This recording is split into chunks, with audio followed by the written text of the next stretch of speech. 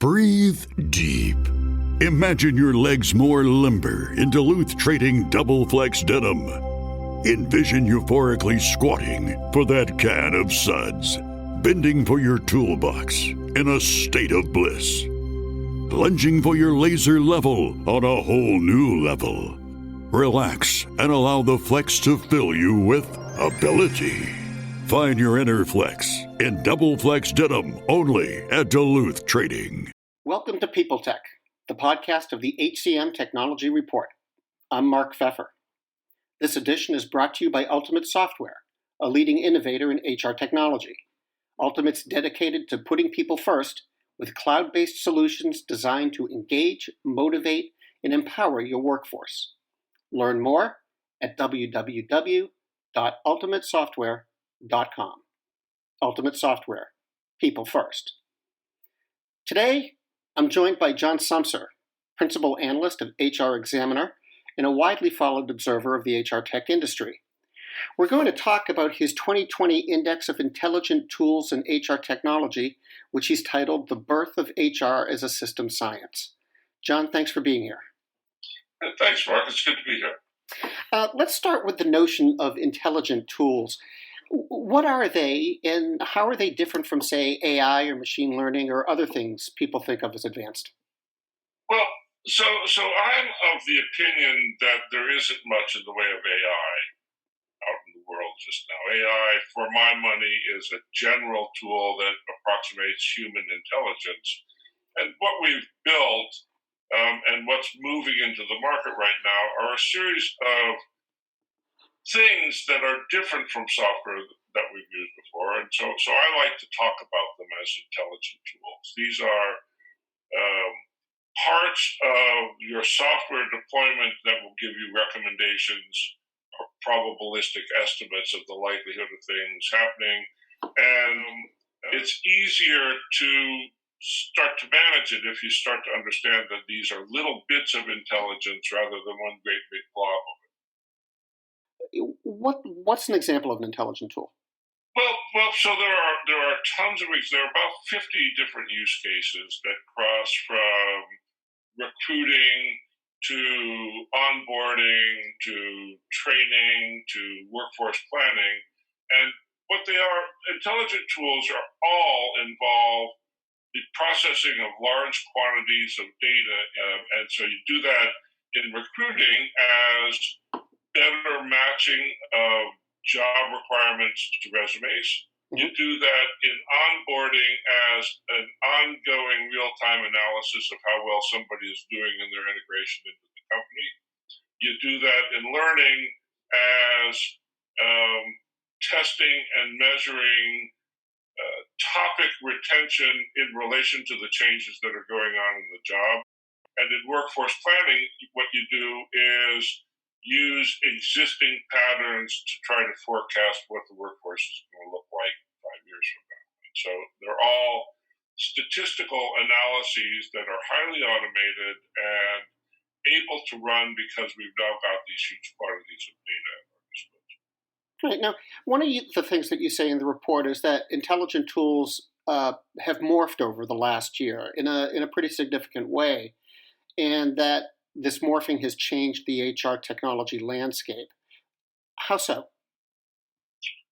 Well, the first instances of these tools were full of the marketing rhetoric associated with these tools was so intense and so provocative and so disturbingly off base that when people went to the market with these tools and early adopters purchased these tools and utilized them, the results were other than the marketing message suggested that they'd be. And so in the last year, what's happened is there's been a better realization of what actually can be done and what the constraints are. It was the case, for instance, in the early days of intelligent tools, that people went to market claiming that they could eliminate bias. And now only vendors who've had their head in the sand continue to make the claim that you can eliminate bias, because bias that's a very rich topic, but bias is embedded in every piece of data that you get, and so you can't really eliminate it. What you can do is understand it and work with Yeah. And what's that mean for the people who are buying HR technology? I think they think of it in a less sophisticated level in some ways than vendors or analysts. As they're trying to make sense of the landscape, what should they be keeping in mind to keep that in perspective? Well, there's a really interesting thing. I have been looking hard in the last month or so at the human tendency to believe that computers are more powerful than they are. Right? So anthropomorphization is the attributing of human characteristics to non-human things like machines or animals, and people anthropomorphize about their tools. And so if the computer says something, it's widely understood that because it comes across from a computer, people give it more credibility. Mm-hmm. This is the foundation of the "I heard it on the internet" meme, which is somehow, because it comes through a screen, it is more true. When you have these intelligent tools, they are not really very sophisticated, and they are particularly not very intelligent. They are single-purpose analytical modules that are good at solving a particular problem in a particular way, but what they're going to give you is probabilistic information. And some probabilistic information is like casino odds. And with casino odds, if you get a blackjack hand and you hold at 16, you hold at 16 because the odds that you're going to draw a card that'll break you are high, but the odds that you're going to win if you hold at 16 are relatively low. If you bet on holding at 16, you should be prepared to lose, even though that's the proper recommendation. Just like if you have a weather forecast and it says there's an 80% likelihood of rain today, it's a prudent idea to carry an umbrella, but the forecast wasn't wrong if it doesn't rain. And so consuming that kind of probabilistic information is the deepest difficulty that we're going to have with these new tools, because the thing is going to say something like, well, Mark Pfeffer, there's an 80% chance that he's going to work out really well in this next job. And the problem is that it's not he's going to be able to do 80% of the job. It's that there's an 80% chance that he's going to work out well and a 20% chance that he's going to be a dismal failure. Mm-hmm. Right? And so if you go in and you say, oh, it's 80%, he's going to be a success, you're setting yourself up for a real problem. And what that turns out to mean practically is that when the machine makes a recommendation, you always need to double check it and you always need to supplement it, because the way that it works is the machine makes the recommendation, but the human being gets the responsibility for the decision. And so nobody's going to buy the second or third time you say, I made that mistake because the machine recommended it. That's going to be not doing your job. Even though the machine makes a recommendation, if you follow it and it's stupid, you're going to be held to task for it. Right.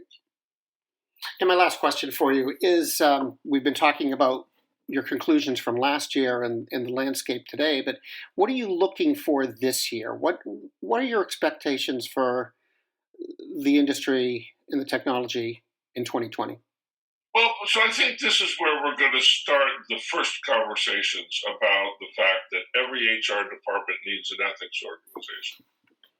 And every HR department needs an ethics organization because we're going to be installing tools in our companies without exactly knowing what they do. And these tools are going to have input into the lives and livelihoods of the human beings in our organizations.